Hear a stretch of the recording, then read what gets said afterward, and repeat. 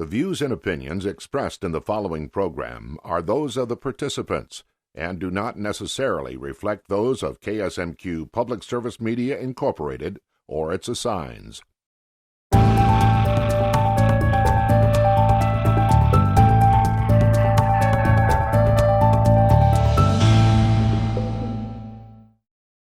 Welcome to the first episode of Season 2 of The Heart of the Matter, where we'll explore the issues that are important to you.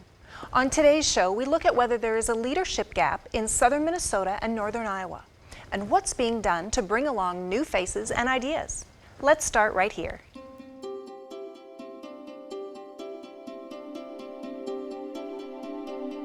The Blandin Foundation of Grand Rapids, Minnesota, demonstrated its ongoing commitment to community development in Greater Minnesota by conducting a regional leadership conference in Albert Lea. Participants were among the more than 6,000 graduates of the Blandin Community Leadership Program statewide. The goal of the program is to help rural leaders develop skills needed to build and sustain healthy communities. The leadership program itself has been in existence for 25 years, working with rural communities throughout the state to strengthen rural communities, which is the mission of the organization. I think those that have been through the program speak a common language. They've really made a committed effort and taken time to define what their community is, where they would want their community to be. It makes a difference. You can see that by having that training and people who've gone through that and the awareness that they have, it makes a difference and projects move forward perhaps a little easier, perhaps a little faster. Blandin is focused on the economic and the strength of our rural communities. And they have long understood that community leadership is a big piece of helping our communities thrive. Well, we have a lot of great leaders, but they're stretched pretty thin. You go into any community and really a handful of people make most things happen. And so I think we need to broaden the definition of leadership and find ways to be more collaborative and bring more people into the process. For me, if you get close to a leader, you get prepared for whatever comes. When I went to the Blandin Leadership Program, when I came back, I picked up some of my best friends for them to become a leader too, and they are. Now everybody have a job to do in the community. The bottom line benefit is they've taken a good look at their community. They look at projects or issues or things they want to make sure that there's a change that makes their community stronger and a better place to live. The Blandin Community Leadership Program is just one of several programs serving our region. Up next, several community members who have participated in some of these programs share what was most important to their development as a leader and why you might want to consider such training. Well, leadership can sometimes be a little bit nebulous subject and it's hard to pin down a little bit, but Doug, with Riverland, you guys have developed a curriculum to provide some leadership training. Let's talk a little bit about, before you actually offered your first program, did you identify that there was a leadership gap in our communities in southern Minnesota and northern Iowa? Mm-hmm. I would say we weren't extremely deliberate about that. There was an intuitive sense that yes, leadership is a gap, and it's evidenced by things like the age wave. Folks in my age cohort are at least moving out of organizational leadership positions and maybe into other places, but there's a gap in our wake, and there's also a gap with elderly folks moving out of community leadership positions. So we think that there is, and then of course we've looked at the national trends, and you begs the question, what is leadership? Because it's not necessarily being demonstrated, we think, in a rich way. So we're committed to the belief that yes, there is a leadership gap, and it's a personal passion of mine as well that I connect with at the college. Okay. Now, Vickie, Amy, Chuck, you guys all represent different communities. What do you see when you look in your community? Are there enough people out there that are willing to step forward and be leaders?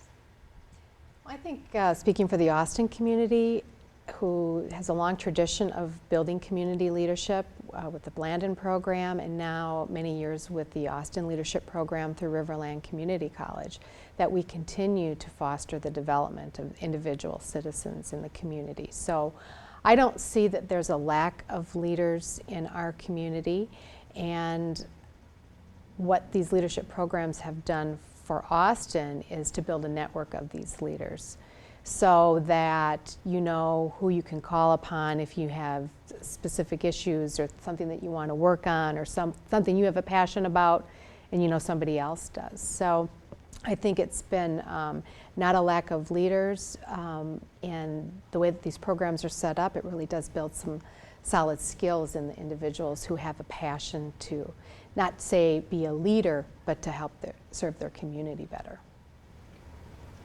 I guess what I see in my community is that there is really a grassroots attempt for certain people that have that internal desire to be in a leadership position, that want to do those things and are looking for a way to do that. And what the leadership programs that are available to us do is provide that opportunity for them to take that internal talents, their natural talents, let them learn what they are and how they can contribute to the community, and then put themselves forth and do that.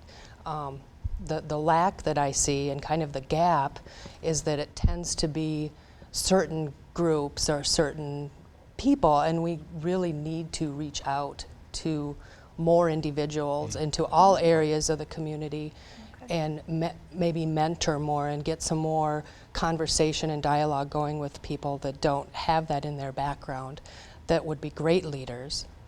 So hopefully. Especially as population shifts happen in communities, and different groups of people are now part of the community, and trying to cultivate leaders and you said mentor people. We also hear very, very consistently from every leadership program that we run every year that the participants are amazed whether they came from that community or came to it. They're continually reporting that they didn't realize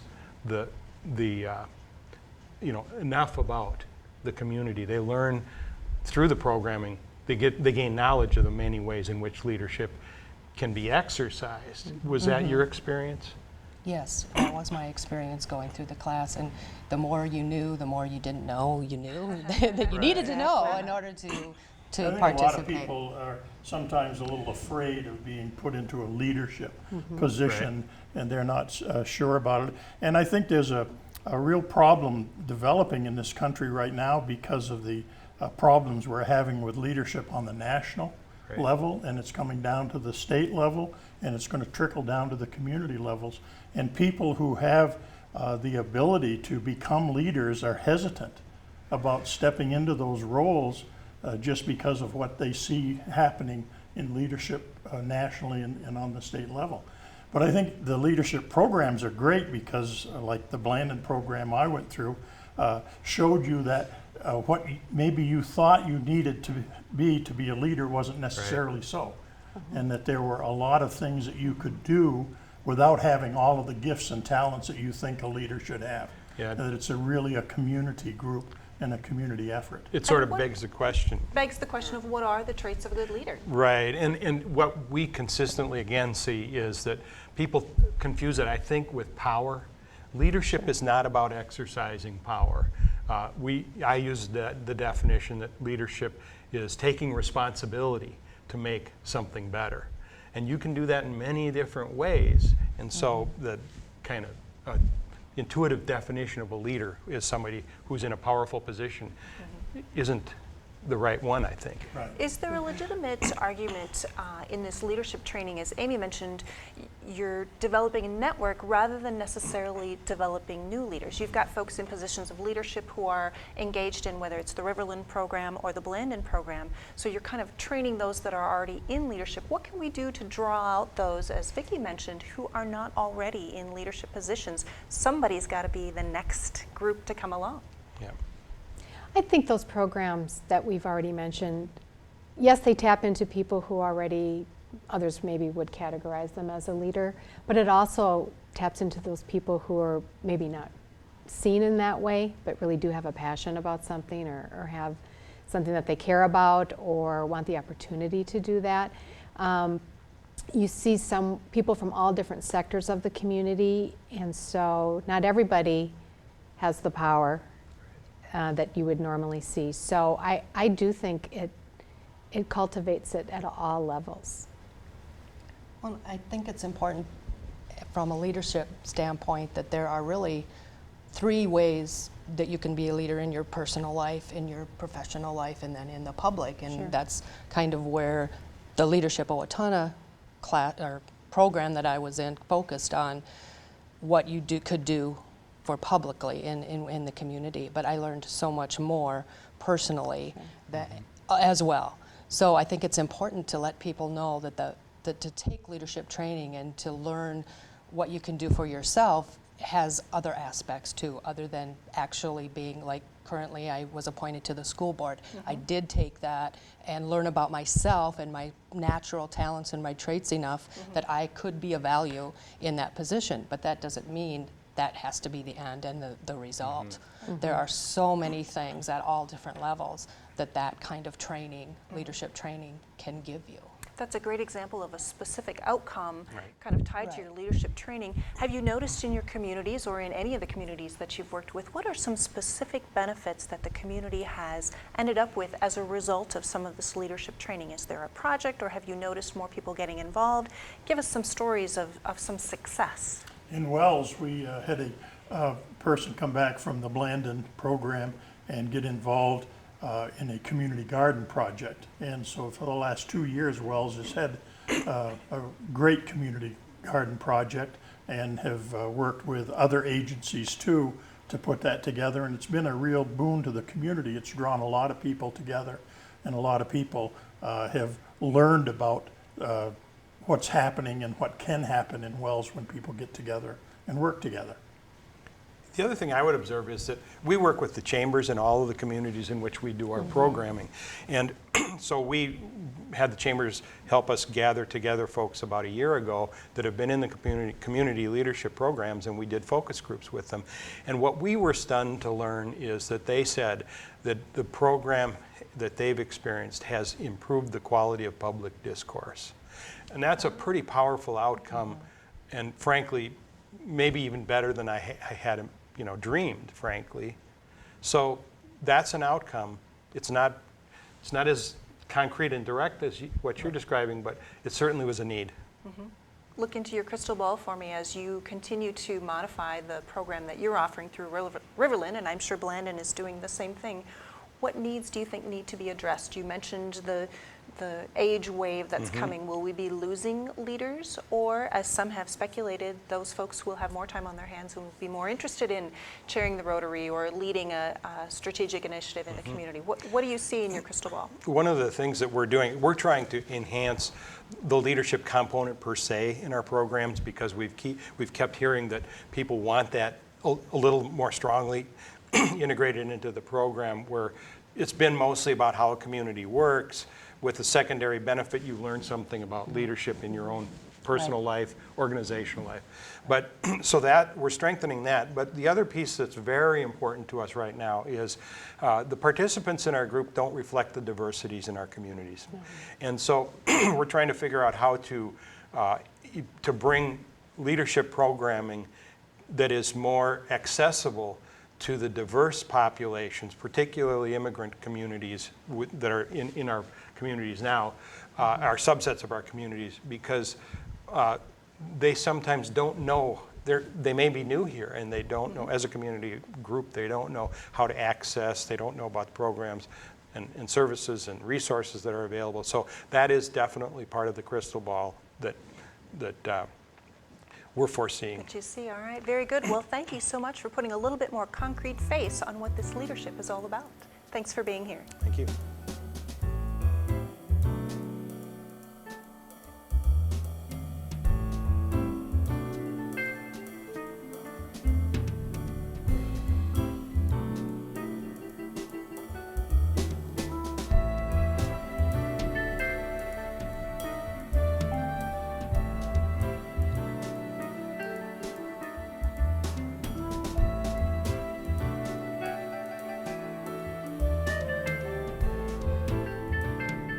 As we've learned, leadership training isn't just for people who want to enter political office or who already are the head of a major company. Leadership training helps community members identify resources and make connections. Coming up next, we examine some specific examples of how leadership training graduates have made a real, concrete difference for their communities.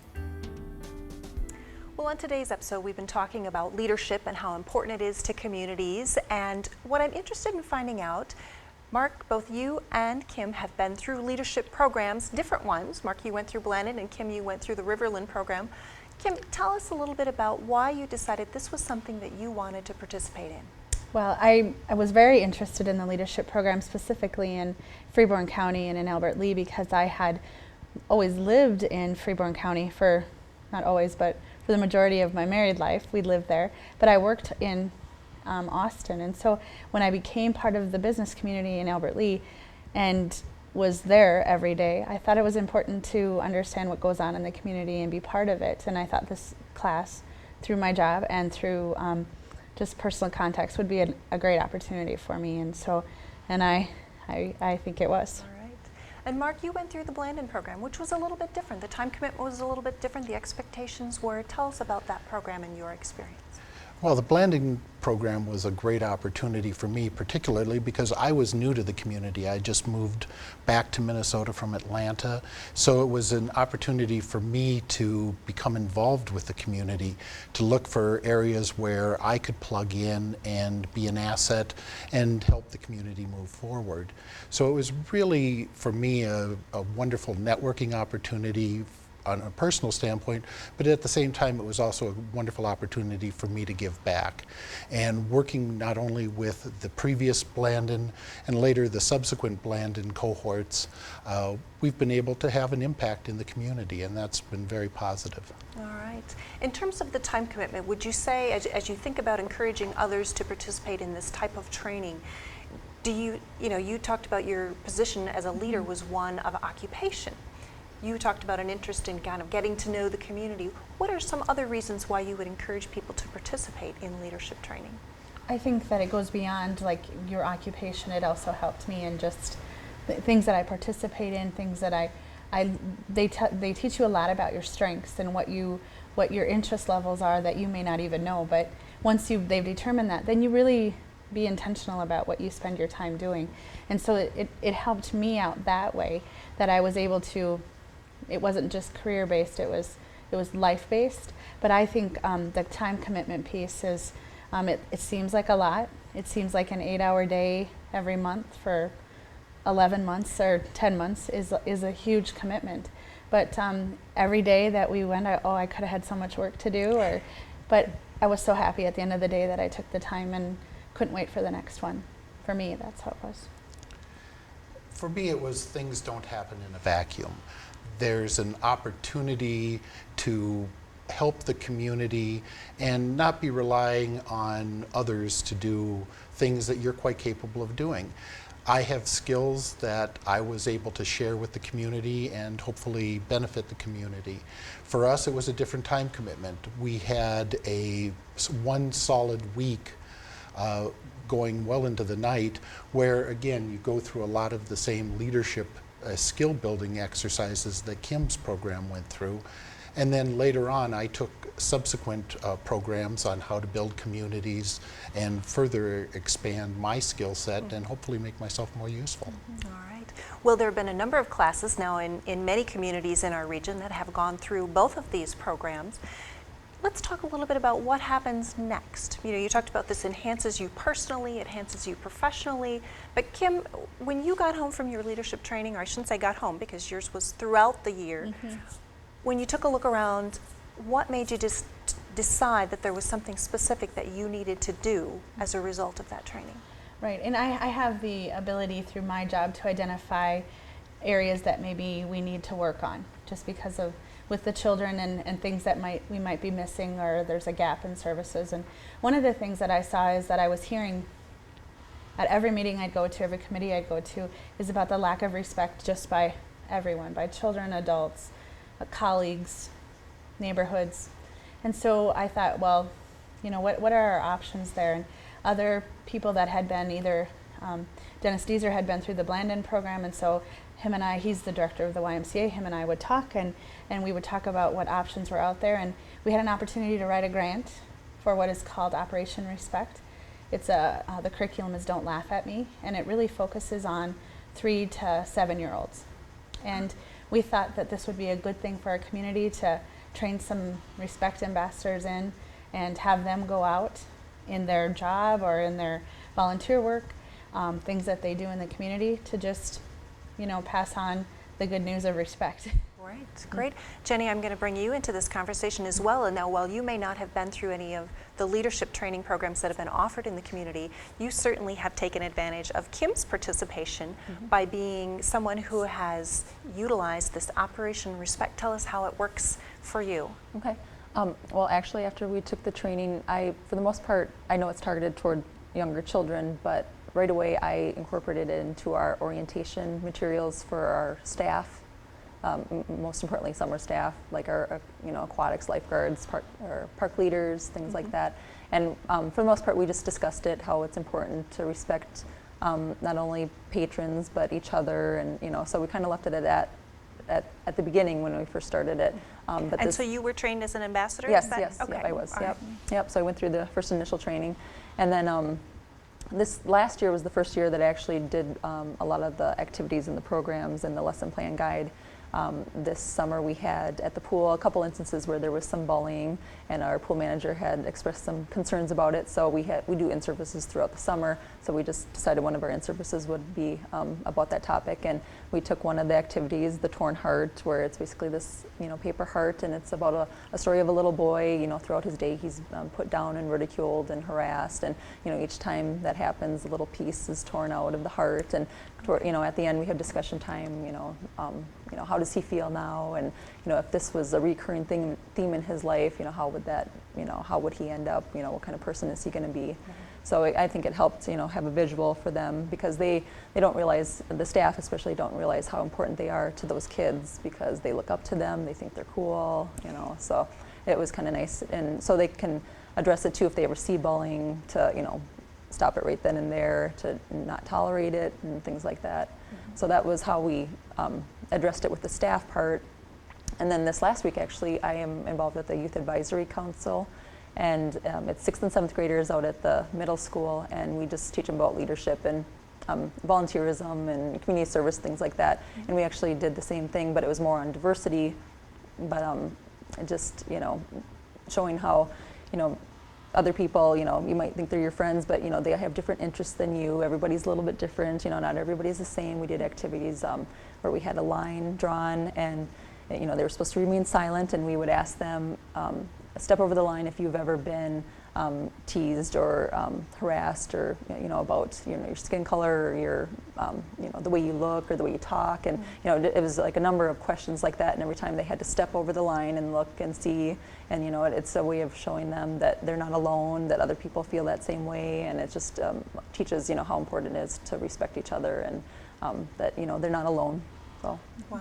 Yep. In our training process and training the ambassadors, we realized that this could be taken farther, and so we got additional material for the teenagers, and we've even scaled it down to younger children and to even adults. So we've been able to use the curriculum to help a lot of different folks instead of just the targeted age. Great, it's really taken off. That must make you feel really good. Yeah, it does. Yeah, it does feel good. All right. Now, Mark, your training certainly has given you skills to use in a wide application, but one of the things I'm interested in is you at the Papa John's Center work with entrepreneurs. Tell us how your leadership training has allowed you to help those folks who are starting new businesses and maybe could benefit from some of your experience. Well, one of the best things about leadership skills is that they're transferable across a wide variety of venues. Leadership skills in business can translate to leadership skills in public service, can translate to leadership skills within your home. So I'm able to take what I've learned from Blandin and from other sources and use that as I counsel entrepreneurs.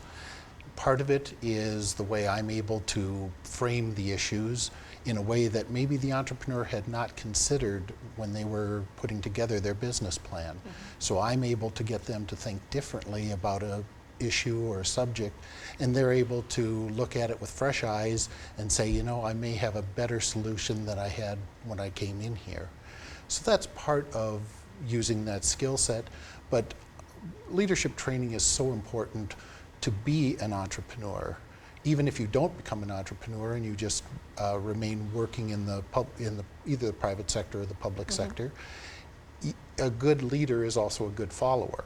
So it makes it valuable for you to, if you can follow well, because you know what the challenges of leadership are, you're then able to take that and be of service again to either your business or the community at large. Yeah. All right, great.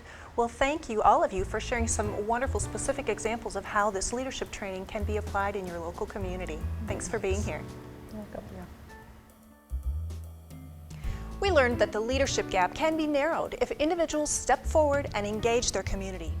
Thanks for watching. I'm your host, Stephanie Passingham. Please join us next time on The Heart of the Matter as we continue to feature the issues that matter most to you and the people who make this region work.